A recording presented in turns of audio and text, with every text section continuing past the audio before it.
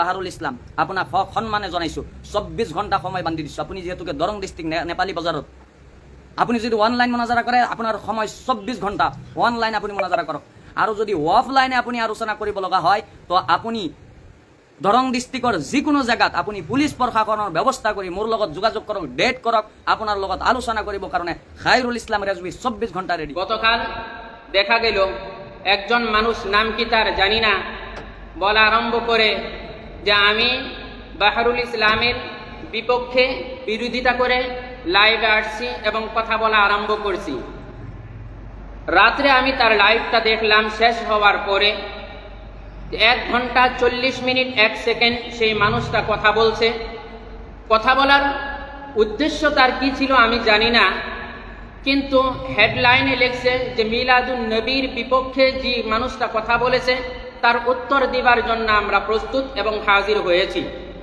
কিন্তু 1 ঘন্টা 40 মিনিটের কথার মধ্যে আমার লেকচারের একটি শব্দও তার মধ্যে পাওয়া গেল না, যে আমি বিদআত সম্পর্কে যেগুলো কথা বলেছিলাম এবং যেগুলো দালাইল আমি দিয়েছিলাম, কমসে কম একটি দলিল উঠায় সেই দলিলের রদ করা তো লাগছিল, যে তুমি যে দলিলটা দিতেছ সেই দলিলটা গ্রহণযোগ্য না এবং শুদ্ধ না। একটা দলিল উঠায় তো বলা লাগছিল হিম্মত যদি থাকতো, আর তার কথা যেগুলা ছিল আকলমন মানুষ, বুদ্ধিওয়ালা মানুষ কখনো তার লাইভ দেখবে না।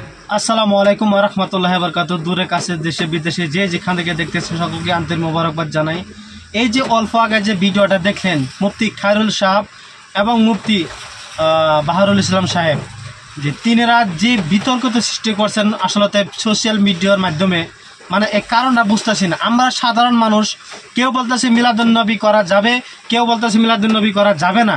এখন মুফতি খায়রুল ইসলাম সাহেবের বক্তব্য হলো যে আমরা আহলে সুন্নাতুল জামাতের যতগুলা পীর আছে, যতগুলা পীরের যতগুলো মুরিদান আছে, আমরা কিন্তু কিন্তু 24 ঘন্টা টাইম দিছে। এই 24 ঘন্টার ভিতরেই মুফতি বাহারুল ইসলাম কাশ্মী সাহেবের জবাব দেওয়া লাগে। এখন আমার এই জায়গার কথা হইলো মুফতি বাহারুল ইসলাম সাহেব যে বক্তব্যটা দিচ্ছেন, বেদাত কাকে বলে, বেদাত কি, এই বেদাত নিয়ে যে আলোচনা পারছেন মসজিদের ভিতরে বা যে কোনো জায়গায় একটা ভিডিও বানায় তিনি বলছেন জনসাধারণ সম্মুখে। আসলে মুফতি বাহারুল ইসলাম কয়দিন কি ছিলেন? মুফতি বাহারুল ইসলাম সাহেব কাশ্মী এই সোশ্যাল মাধ্যমে আসার কারণটা কি?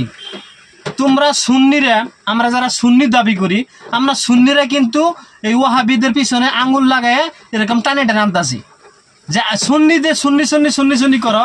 সুন্নিদের আসলে মেন আকিদা কি, সুন্নিদের আসলে স্বভাব চরিত্র কি, সুন্নিদের আসলে করণীয় কি আর করতেছে কি, এটা একবার নিজে ভাবে দেখেন, এটা একবার নিজে ভেবে দেখেন।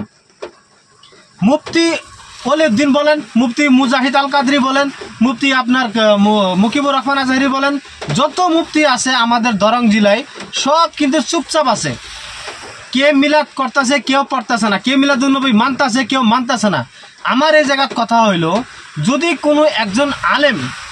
কোনো একজন আলেম ইসলামের পক্ষে থাইকা ইসলামের শরীয়ত মোতাবিক, ইসলামিক সুন্নত মোতাবিক, নবীর তরিকা মোতাবিক যদি কাজ করে, তাহলে দোষটা কোথায়?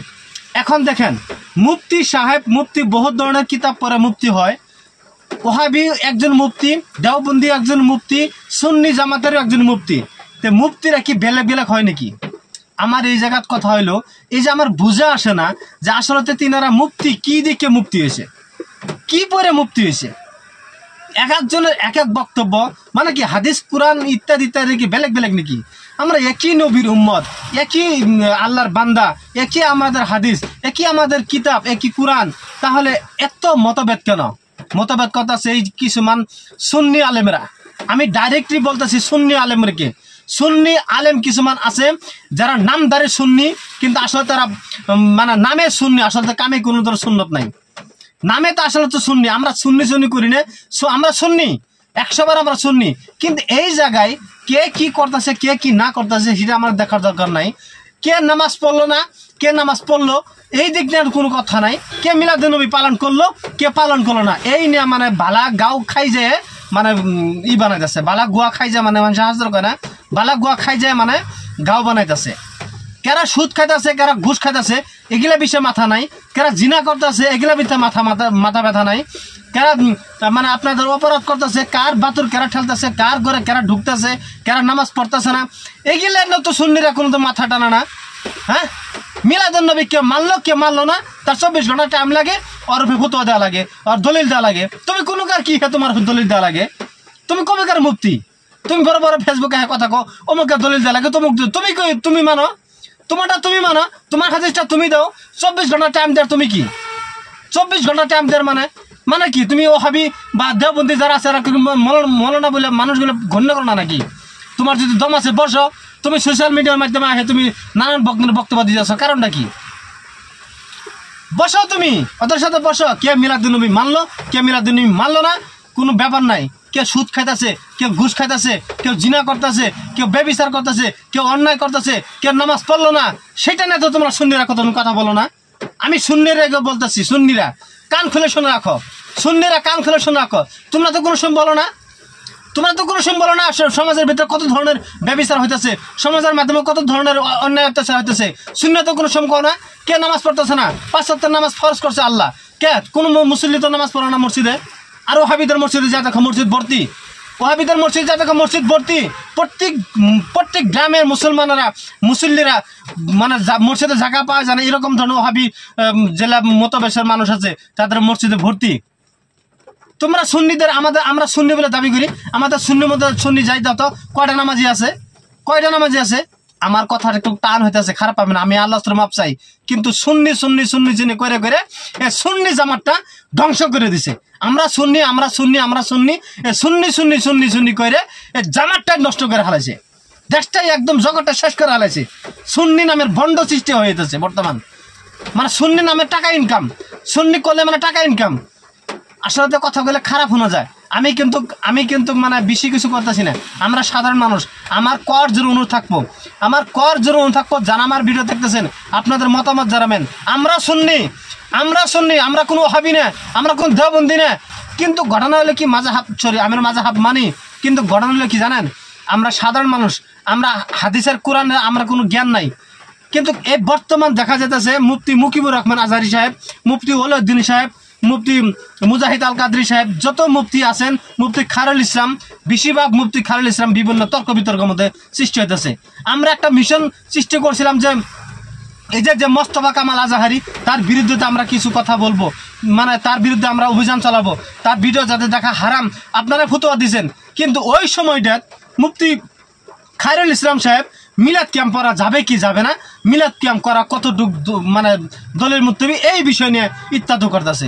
গতিকে আমি একটা অনুরোধ জানাই, সুন্নি যারা আছেন, সুন্নি মুফতি মুহাদ্দিস মুহাক্কিক যারা আছেন, আমি অনুরোধ করব, আপনারা যদি বড় মনে করেন তাহলে আপনারা সবচেয়ে ছোট, আপনারা যদি নিজেকে বড় বলে ভাবেন তাহলে আপনারা সবচেয়ে ছোট মানুষ। আসলে এই জায়গায় আমার ভাষাটা অন্যরকম করা ছিল, কিন্তু আমার উপায় নাই। কারণ কি জানেন, বিভিন্ন ভিডিও দেখে আমার মাথা নষ্ট হয়ে গেছে।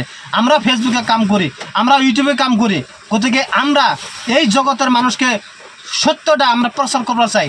কিন্তু আমরা যে এই সত্যটা প্রচার করবো, যে মিথ্যার আশ্রয় নেওয়া লাগে, ইনশাল্লাহ আমরা কোনো মিথ্যায় আশ্রয় নিব না, কোনো ধরনের মিথ্যায় আশ্রয় নিব না ইনশাল্লাহ। আপনি যদি সত্য হয়ে থাকেন, আপনার হাদিসটা আপনি বলেন, আপনি এটা করা যাবে কি করা যাবে না সেটা আপনার ভিন্ন কথা, কেউ মানবে কেউ মানবে না সেটা ভিন্ন কথা, তার ব্যাপার।